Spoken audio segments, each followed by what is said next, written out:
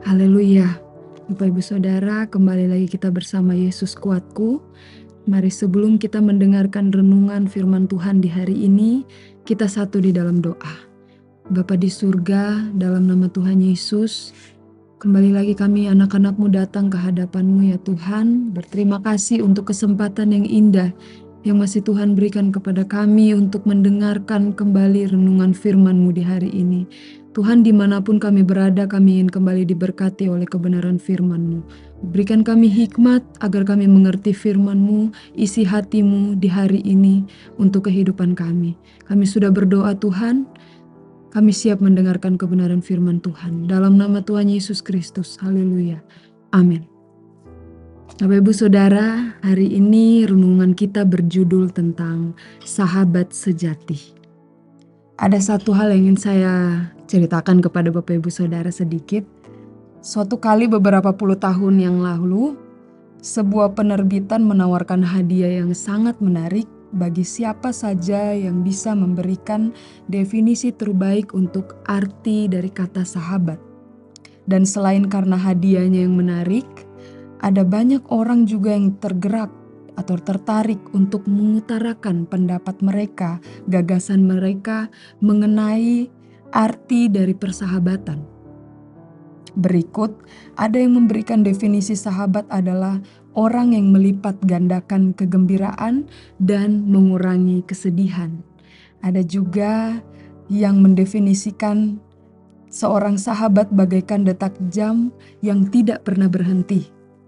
Dan masih banyak lagi definisi-definisi lainnya tentang arti dari kata sahabat. Dan ada satu definisi pada akhirnya yang terpilih untuk menjadi seorang pemenang dalam kompetisi tersebut. Yaitu definisinya berbunyi demikian. Seorang sahabat ialah orang yang menemani, mendoakan, memperhatikanmu di saat semua orang meninggalkanmu. Sekali lagi, definisi yang berbunyi demikian yang menjadi pemenang dalam kompetisi tersebut, yaitu seorang sahabat ialah orang yang menemani, mendoakan, memperhatikanmu di saat semua orang meninggalkanmu. Saat ini kita ingin berbicara tentang sahabat sejati. Kita semua pada umumnya ingin memiliki seorang sahabat yang baik, yang menerima kita dalam kelebihan kita, dan terutama dalam kekurangan kita, yang bisa menolong, menguatkan, bahkan menegur dengan kasih. Yang pasti kita sebagai umat Kristen menegur dengan kasih daripada Tuhan, tanpa adanya penghakiman. Namun sebagai manusia, kita pun belum sempurna dalam hal menjadi sahabat yang baik. Itu sebabnya ada satu contoh dalam tokoh Alkitab yang mengajarkan kita tentang persahabatan, ialah Ayub. Adalah gambaran dari Tuhan Yesus sendiri. Ayub merupakan gambaran dari Tuhan Yesus sendiri yang mempunyai hati yang rela untuk berdoa untuk sahabat-sahabatnya. Dalam satu nas, Ayub mengutarakan kekesalan hatinya terhadap sahabat-sahabatnya. Sama-sama kita melihat dalam Ayub pasal yang ke-19. Sebelum kita masuk dalam ayat pokok kita mau melihat sesakit hati apakah Ayub terhadap sahabat-sahabatnya. Kita melihat dalam Ayub pasal 19 ayat yang pertama sampai ayat yang keempat. Saya akan membacakan untuk Bapak Ibu Saudara. Tetapi Ayub menjawab, "Berapa lama lagi kamu menyakitkan hatiku dan meremukkan aku dengan perkataan? Sekarang telah 10 kali kamu menghina aku. Kamu tidak malu menyiksa aku. Jika aku sungguh tersesat, maka aku sendiri yang menanggung kesesatanku itu." Dalam pasal yang ke-19 berkata bahwa sudah 10 kali. Terlalu banyak asumsi mungkin yang diberikan oleh sahabat-sahabat Ayub kepada diri Ayub. Dan di sini baru dalam pasal 19 Bapak Ibu Saudara. Sedangkan dalam kisah Ayub ada banyak sekali pasal-pasal yang masih menceritakan di mana pendapat-pendapat sahabat-sahabat Ayub terhadap diri Ayub. Namun di sini kita melihat seperti judul firman Tuhan kita di hari ini, sahabat sejati. Ayub adalah seorang sosok sahabat yang sejati dalam hal ini.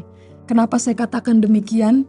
Karena ada satu hal yang dilakukan Ayub sebagai sahabat sejati. yaitu yang pertama, yaitu mendoakan mereka. Ayub tidak terdiam dalam sakit hatinya. Ayub tidak terdiam dalam kesedihan hatinya mendengar apa yang diutarakan sahabat-sahabatnya terhadap dia. Namun yang Ayub lakukan saat itu adalah mendoakan mereka. Sama-sama kita lihat dalam ayat pokok kita. Dalam Ayub pasal yang ke-42 ayat yang ke-10. Lalu Tuhan memulihkan keadaan Ayub.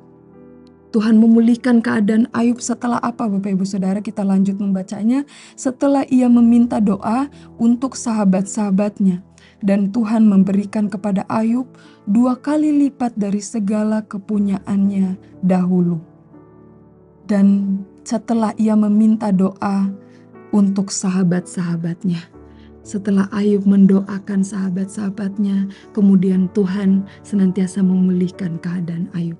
Ada kesedihan dalam hati Ayub, namun di sini kita boleh melihat sosok sahabat yang sejati, yaitu dia tetap mendoakan rekan-rekan sahabat-sahabatnya yang dia kasihi. Di sini kita boleh melihat juga dalam contoh dalam Yohanes pasal yang ke-17 dengan judul, kita membaca judulnya saja Bapak Ibu Saudara, doa Yesus untuk murid-muridnya. Seperti Yesus mendoakan murid-muridnya atau mendoakan kita juga. Yesus sembahyang buat kita. Demikian juga Ayub mendoakan sahabat-sahabatnya. Agar senantiasa sahabat-sahabatnya pun boleh kuat mungkin di saat mereka mengalami keadaan yang sama seperti Ayub. Dan di sini Bapak Ibu Saudara, mari kita mau saling menanggung satu sama lain. Dalam kitab Roma pasal yang ke-15 ayat yang ke-1, kita membaca ayat kita dalam Roma pasal 15 ayat yang ke-1. Kita yang kuat wajib menanggung yang kelemahan orang yang tidak kuat, dan jangan kita mencari kesenangan kita sendiri. Di sini kalau kita mengarahkan ayat ini kepada Ayub, tertera mungkin Ayub saat itu dia dalam kondisi fisik yang lemah. Terus kemudian materi juga dalam kondisi yang lemah. Berbeda dengan sahabat-sahabatnya. Namun dia kaya akan kedekatan dia kepada Tuhan. Sehingga dia begitu peka, dia begitu percaya diri bahwa Tuhan menghukumnya. Bukan karena dia kesalahannya. Namun dalam hal ini saya bisa katakan bahwa rekan-rekan Ayub atau sahabat-sahabat Ayub tidak dalam kondisi yang peka kepada Tuhan dengan apa yang mereka lihat dari sudut pandang mereka sendiri, di mana mereka lemah akan kedekatan mereka dengan Tuhan, sehingga mereka bisa dengan mudah menilai Ayub seperti itu. Dan di sini kita boleh mengarahkan ayat ini, Ayub kuat. Ayub yang lebih kuat karena dia yang bisa mendoakan sahabat-sahabatnya. Dalam kondisi ini tidak ada sedikit pun dari Ayub untuk menghakimi daripada sahabatnya, namun sebaliknya mereka yang mengutarakan hal-hal yang mungkin kurang mengenakan dari hati Ayub. Mari Bapak Ibu Saudara, kita mau saling menopang dalam kita melayani Tuhan, ataupun dalam kita bekerja di kantor, dalam kita berteman dengan siapa saja, kita mau saling menopang di dalam Tuhan. Kita mau memberikan kalimat-kalimat yang dapat membangunkan iman. Kita mau memberikan kalimat-kalimat yang dapat menguatkan dan bukannya dapat melemahkan. Kita mau tidak mau berasumsi tentang yang buruk kepada sesama kita, melainkan kita mau berpikir yang baik kepada sesama kita. Seperti dalam kitab Filipi, semua yang benar, semua yang patut dipuji, kita mau pikirkan semuanya itu. Kita mau pikirkan yang baik tentang sesama kita, tentang semua orang yang ada di sekitar kita. Urusan mereka, jika mungkin mereka tidak berpikir yang baik kepada kita, namun biarlah urusan kita kepada Tuhan saat kita memikirkan hal-hal yang baik untuk rekan-rekan yang ada di sekitar kita. Puji Tuhan Bapak Ibu Saudara, inilah yang menjadi firman Tuhan di hari ini. Mari sama-sama kita mau satu dalam doa. Bapa di surga, dalam nama Tuhan Yesus, kami bersyukur untuk firman-Mu yang kembali mengingatkan kehidupan kami, untuk kami boleh menjadi sahabat yang sejati untuk rekan-rekan yang ada di sekeliling kami. Bantu kami ya Roh Kudus, kami tahu bahwa ini bukan satu hal yang mudah, namun di saat Roh Kudus ada bersama-sama dengan kami, segala sesuatu Tuhan akan mampukan dan Tuhan akan permudahkan. Bapa, sepanjang hari ini juga kami mau serahkan seluruh jemaat Tuhan ke dalam tangan-Mu. Engkau kiranya mau menyertai mereka di sepanjang hari ini. Apapun yang menjadi kegiatan mereka, aktivitas mereka, pekerjaan mereka, studi mereka, Tuhan mau memberkati mereka. Setiap langkah mereka Engkau jagai mereka, keluar masuk mereka, hidup dalam perlindungan dan pemeliharaan Tuhan senantiasa. Terima kasih Tuhan, biarlah berkat Allah menjadi milik bagian daripada seluruh jemaat Tuhan, dimanapun mereka ada, siapapun yang menyaksikan tayangan ini. Terima kasih Tuhan, meteraikan firman-Mu ini dalam setiap kehidupan kami, agar kami boleh menjadi pelaku-pelaku kebenaran firman Tuhan. Kami sudah berdoa dan alaskan doa kami di dalam nama Tuhan Yesus Kristus. Haleluya. Amin. Bersama Yesus, aku kuat.